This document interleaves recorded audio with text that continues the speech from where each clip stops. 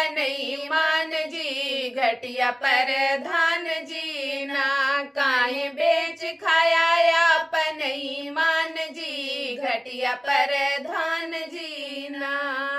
घटिया प्रधान जी, लुटेरा प्रधान जी, घटिया प्रधान जी, लुटेरा प्रधान जी। काहे गौआ के गिराया तू मान जी, घटिया प्रधान जी ना। काहे गौआ के गिराया तू मान जी, घटिया प्रधान जी ना। काहे बेच खाया अपन ईमान जी, घटिया प्रधान जी ना।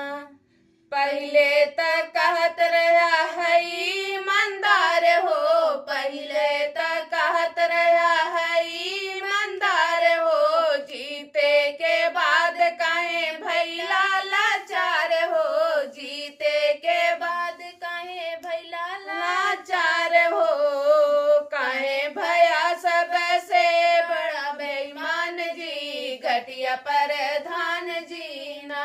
काहे भया सबसे बड़ा बेईमान जी, घटिया प्रधान जी ना। काहे बेच खाया अपन ईमान जी, घटिया प्रधान जी ना। नाली में खाया खड़ंजा में खाया, नाली में खाया खड़ंजा में खाया। मनरेगा के सारा पैसा उड़ाया, मनरेगा के सारा पैसा उड़ाया।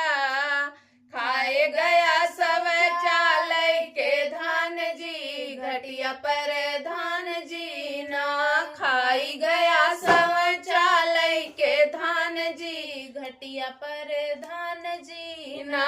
काहे बेच खाया अपन ईमान जी, गांव के प्रधान जी ना।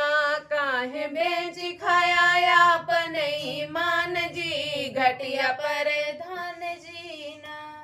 बहरी से ठेकेदारवा बोलाया, बहरे से ठेकेदारवा बोलाया। ठेकेदारवा से काम करवाया, ठेकेदारवा से काम करवाया। कमीशन खूब खाया, मौज खूब उड़ाया, कमीशन खूब खाया, मौज खूब उड़ाया।